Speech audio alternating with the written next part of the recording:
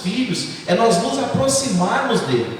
Quanto mais distante você estiver do seu filho, mais dificuldade você vai ter de compreendê-lo e também de discipliná-lo. Porque dentro do projeto de Deus, para Deus nos disciplinar, Ele nos chama primeiro de filho e faz com que a gente cresça em comunhão com Ele.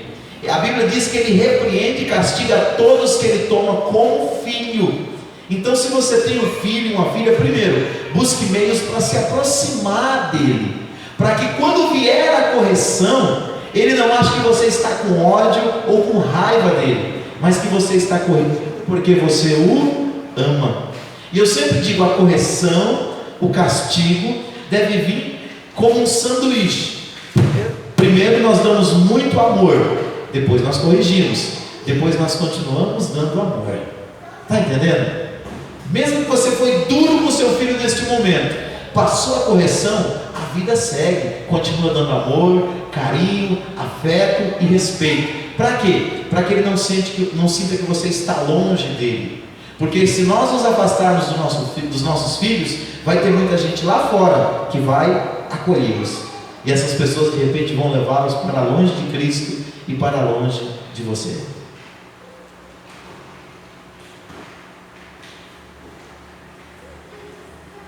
Mais um aspecto aqui da correção: exercício em dupla. Mediante as leis que existem hoje, a forma como os filhos estão informados delas e os conselhos bíblicos sobre correção e disciplina, como os pais devem disciplinar e corrigir os seus filhos hoje, não desobedecendo às leis e não quebrando esses princípios bíblicos. É só uma reflexão, irmãos. Se nós tivéssemos tempo, nós íamos fazer isso no papel. Mas pensa, você tem uma lei que diz que você não pode espancar, mas ao mesmo tempo você tem uma lei dizendo que você tem responsabilidade moral, ética e diante das leis do país até essa criança ter 18 anos. O ECA, que é o Instituto, que é o Estatuto da Criança e do Adolescente, diz isso. Então, o que é necessário? Que você compreenda que a responsabilidade é sua, entendeu? A responsabilidade é minha, e eu tenho que buscar o que? Um ponto de equilíbrio, para não exagerar na correção, mas também para não deixar essa criança sem correção.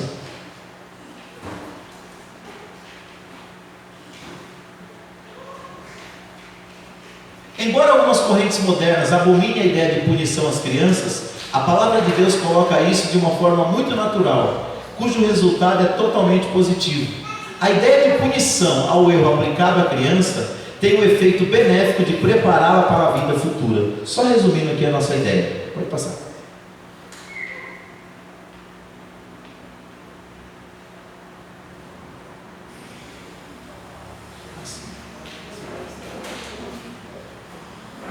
Então, tendo ciência de que o bem é recompensado e o mal é punido, a criança evita automaticamente o mal, pois sabe que isso resulta em dor ou em algum tipo de desconforto.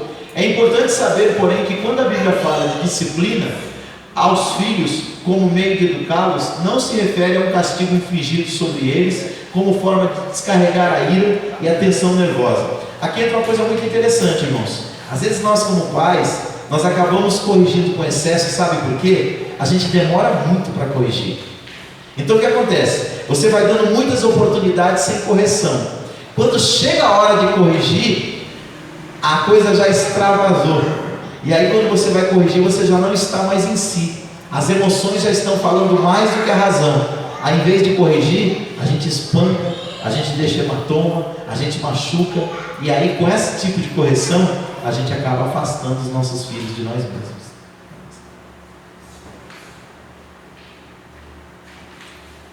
Pode passar mais um.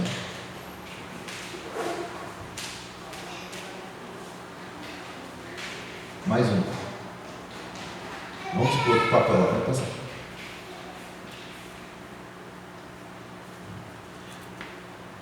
O papel do sexo dentro do casamento. O sexo fora do casamento é sempre condenável, pois fere princípios bíblicos estabelecidos pelo próprio Deus e se trata de um ato desvinculado dos propósitos divinos, costumando trazer muitas dores e sofrimento para as pessoas envolvidas devido às consequências do ato em si. Pode passar o outro. Mais um.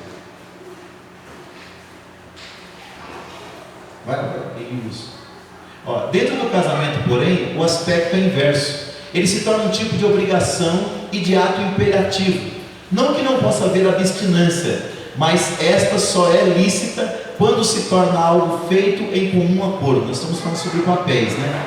Quando é uma decisão unilateral, torna-se algo reprovável, como bem demonstra a palavra de Deus. Muitas pessoas, por desconhecer a palavra de Deus, ou até por rebeldia às orientações divinas, fazem uso do seu corpo como querem, seja no casamento ou fora dele. Isso só depõe contra o próprio indivíduo e acarreta males tanto fora do casamento quanto dentro dele. Então pense, se fora do casamento o sexo ele é pecaminoso, porque biblicamente o sexo deve ser usado dentro do relacionamento conjugal, dentro do casamento ele é uma obrigação que um tem para com o outro. Eu pastorei uma igreja alguns anos atrás, na verdade uns 15 anos atrás, que tinha uma família, olha que história, uma família em que as mulheres usavam desse lado da vida para punir os seus cônjuges. Todas as vezes que elas ficavam chateadas com eles, começou com a mãe, depois passou para a filha mais velha, depois para a outra, depois as 4 filhas faziam a mesma coisa. O que elas faziam? Quando elas estavam chateadas com os cônjuges, elas se afastavam deles. Um deles chegou a falar para mim, os 4, tudo obreiro na igreja, falaram: pastor, a minha esposa chega a ficar 6 meses sem se relacionar comigo. Deixa eu te fazer uma pergunta. Uma mulher, quando ela se casa, que ela fica 6 meses sem ter relacionamento íntimo com seu esposo, mesmo ele a procurando, o que ela está fazendo com ele? Oi? Afastando ele. Que mais? Acabando com o casamento. Que mais? Tem mais coisa aí. Está criando uma contenda, criando uma briga, mas ela estava também oferecendo ele de bandeja para as outras.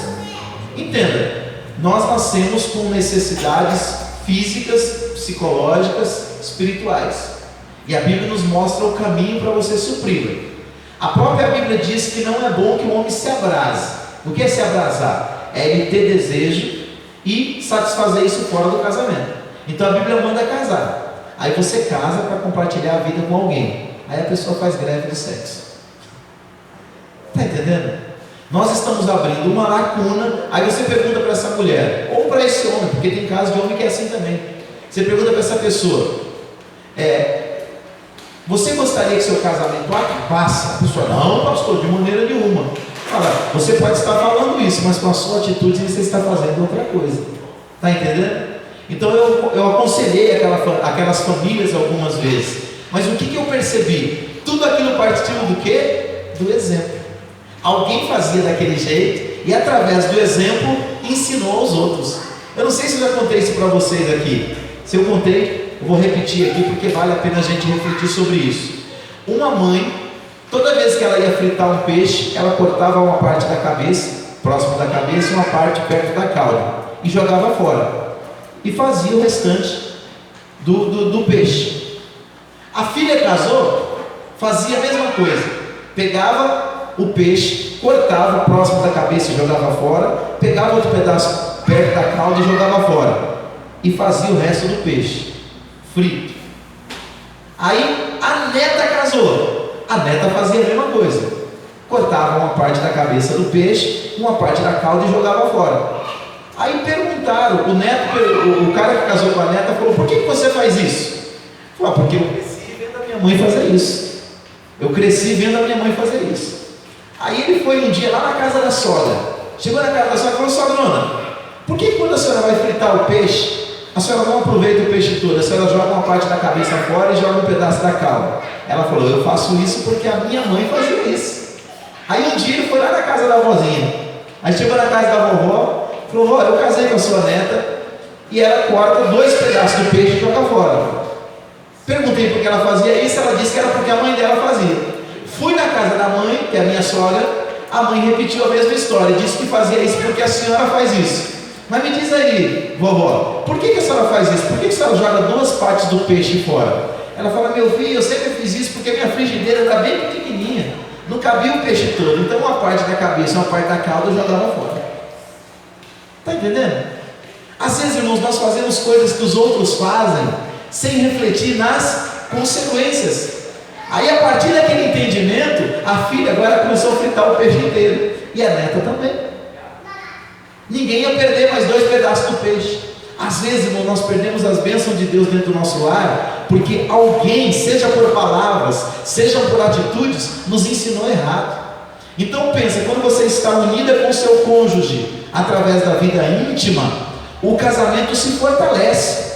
Fora do casamento, o sexo é pecado, é rejeitável diante de Deus.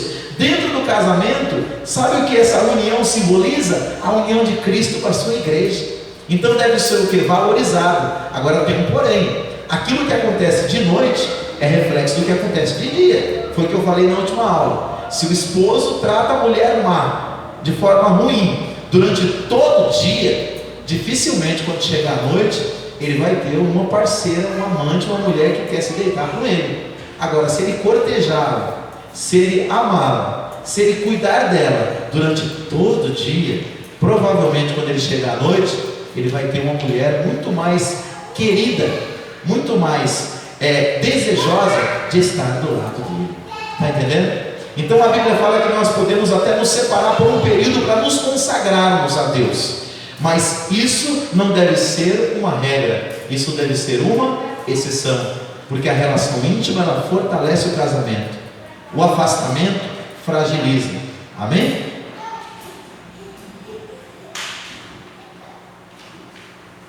Então, o papel do sexo dentro do casamento, um dos objetivos dele é criar intimidade psicológica. Quando os dois se unem através da relação íntima, eles se aproximam mais, não só nos corpos, mas também nas mentes, mas também no sentimento, mas também na emoção. Pode passar mais um.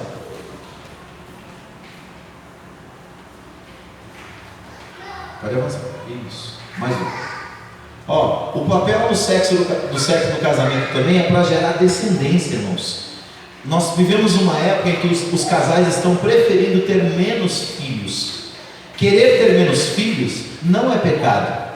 Por quê? Você deve ter os filhos que você vai conseguir criar, que você vai conseguir educar dentro da sua realidade. Se você pode ter 2, não tenha 20. Mas se você pode ter 3 ou 4, não tenha apenas 1. Entendeu? Depende da sua. E não é só questão financeira, também existe a questão psicológica. Eu percebo algumas irmãs assim, alguns homens que têm 4, 5 filhos, mas o psicológico dele não é nem para ter 2. Por quê? Filho desgasta a gente, irmãos. Eu tenho 3, uma de 19, uma de 14 e um de 11. E só eu sei, não é só o custo financeiro, existe um desgaste emocional e espiritual para você criá-los dentro do temor do Senhor. Então, em amor, senta com seu cônjuge e decidam quantos filhos vocês querem ter. Mas pensem sempre no seguinte: os filhos são herança do Senhor. Os filhos não devem ser considerados como um fardo, mas devem ser considerados como uma bênção que Deus deu para enriquecer a sua família. E a forma de Deus permanecer criando uma descendência na terra, povoando a terra.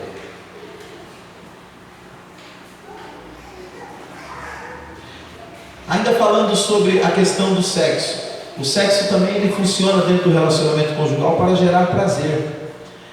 Se você parar para pensar, Deus ele criou o nosso corpo biológico, o nosso físico, com algumas características, e tudo aquilo que é necessidade fisiológica que Deus colocou em nós, ele colocou o prazer junto para que nós não abríssemos mão dele. E o relacionamento íntimo também tem essa característica. Pode passar.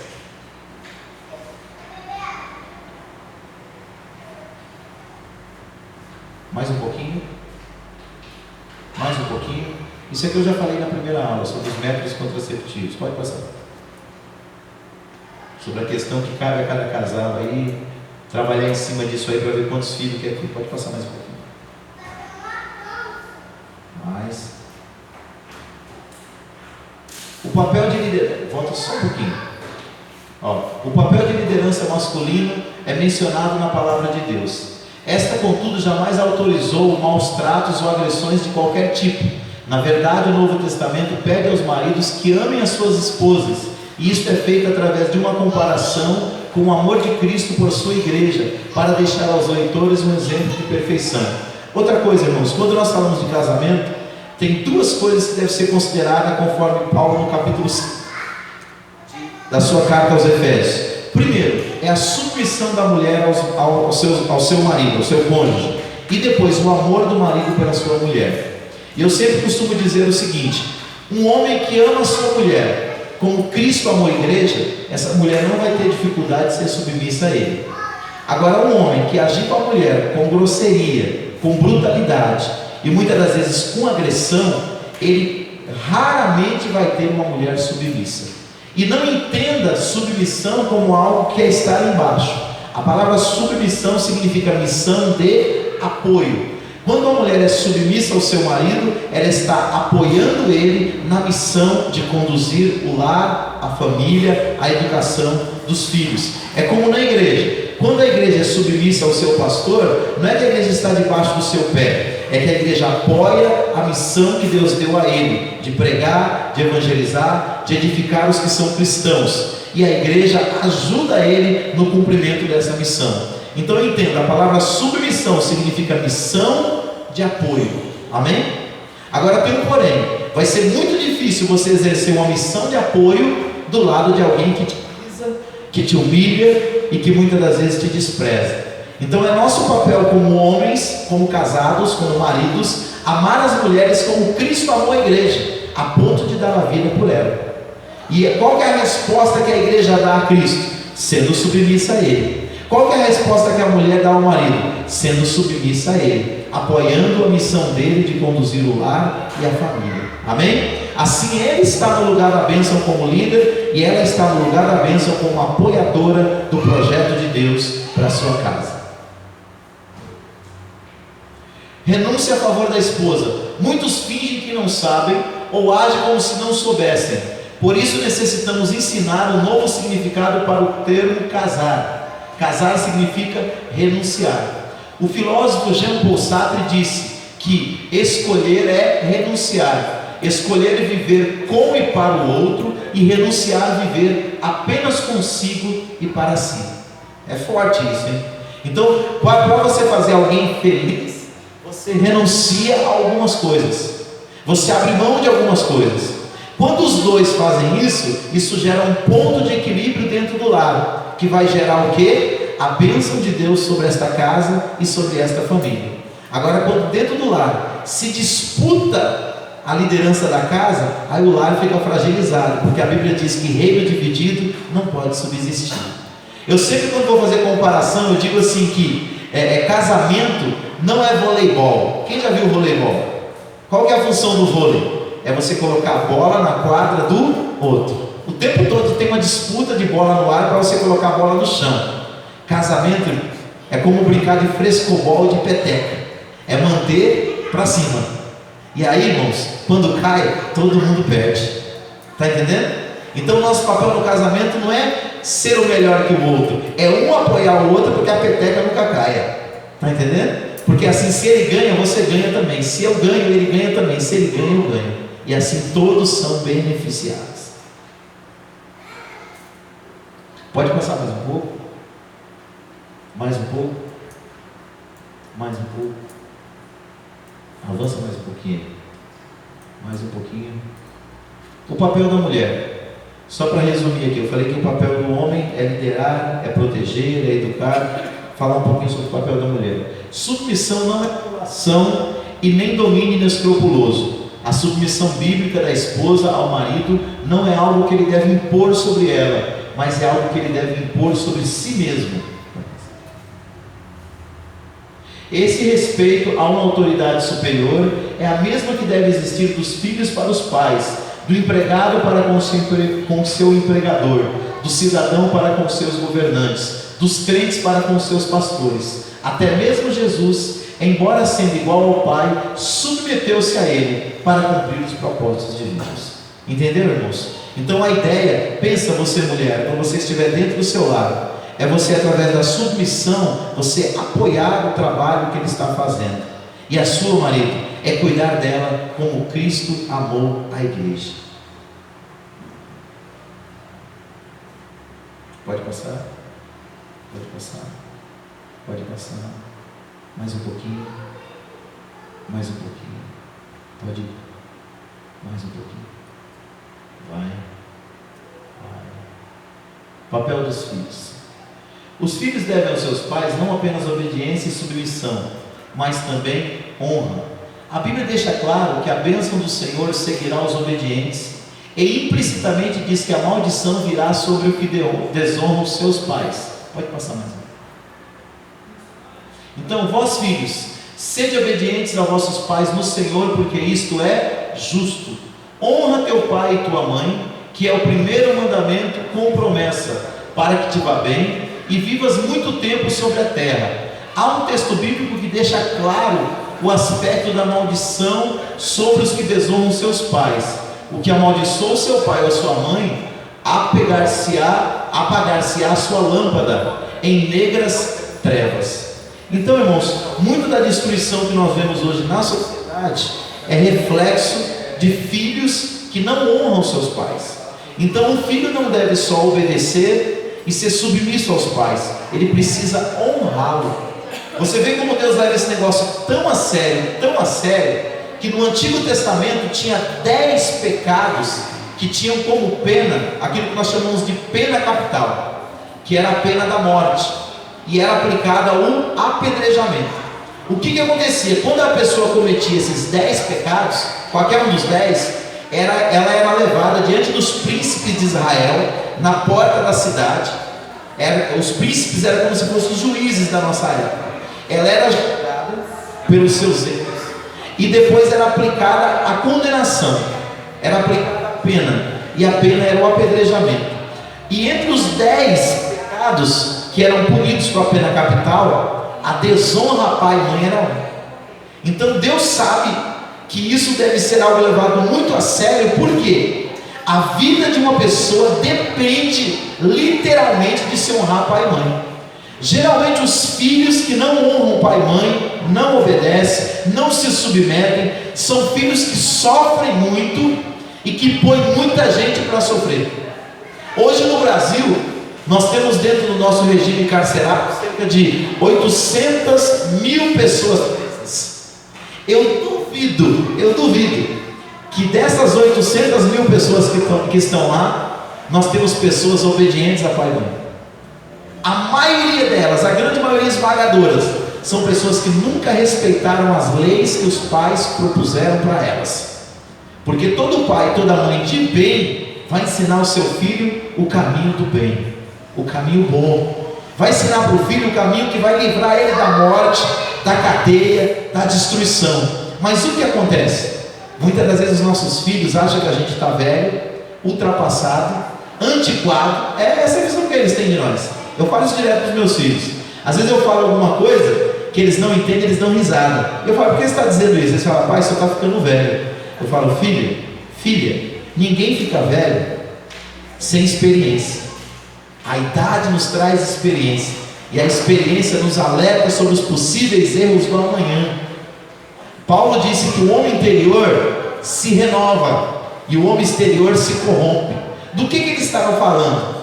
Ele estava falando no sentido espiritual, mas também no sentido intelectual e emocional. Nós vamos ficando mais velhos, as nossas forças vão diminuindo, mas Deus é tão bom que a nossa sabedoria vai crescendo. As besteiras que a gente fez no passado, não vamos fazer mais não, nós aprendemos com elas. Então hoje nós temos muito mais sabedoria, já não temos mais a mesma força.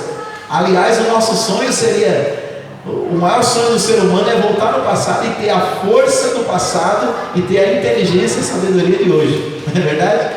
Então quando Deus fala que o filho tem que honrar pai e mãe, senão a maldição virá sobre ele, essa maldição não é nada mais do que nada menos do que a consequência dos seus erros e dos seus pecados. Então que os nossos filhos sejam abençoados por Deus. Eu todo dia eu abençoo a minha casa, eu abençoo os meus filhos e digo, olha, sejam obedientes a toda a autoridade constituída, desde que essa autoridade não esteja infringindo a palavra de Deus, porque se você fizer assim, aonde você for, você vai ser abençoado. seja na igreja, seja no lar, seja lá na sociedade, seja no seu trabalho, seja na faculdade. Você vai ter, segundo a Bíblia, o louvor da autoridade constituída e não o juízo.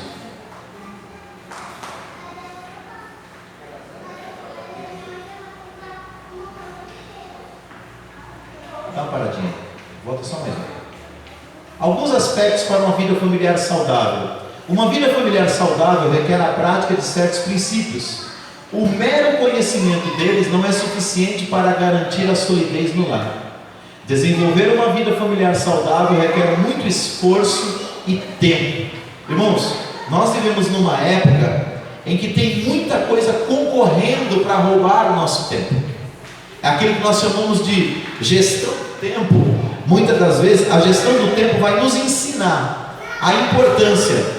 Tem um vídeo na minha conta no YouTube, procura lá, Davi Alencar Santana, e procura um vídeo que está escrito Tríade do Tempo. Lá você vai aprender 3 coisas sobre o tempo. Quando nós lidamos com o tempo, eu vou falar sobre isso em outros módulos, mas eu já vou dar uma adiantada para você.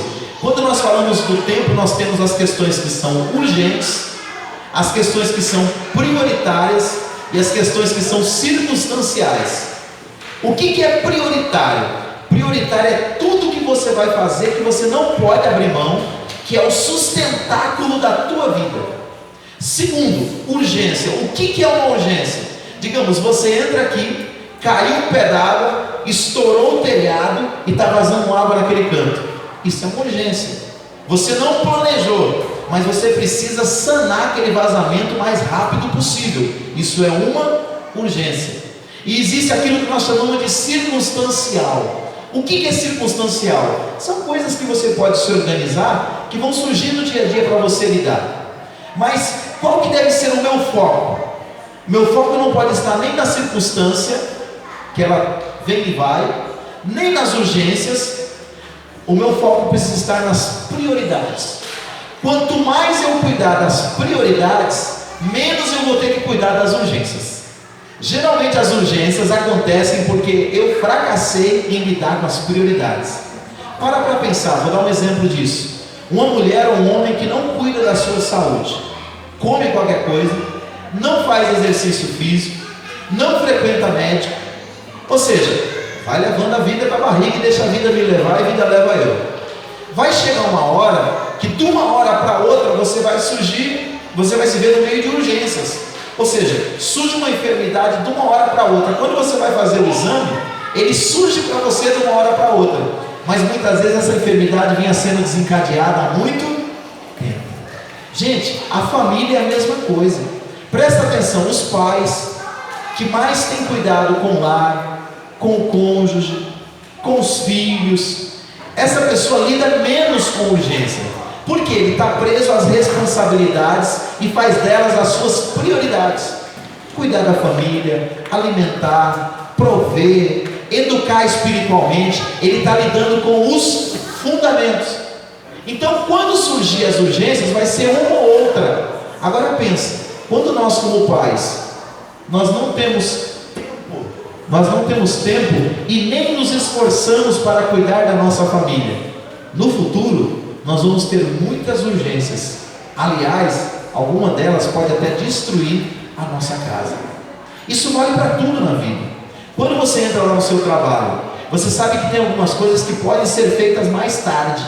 Tem coisa que é prioridade. Se você não fizer, aquilo pode estragar o seu dia, talvez o teu mês, e talvez você seja até mandado embora.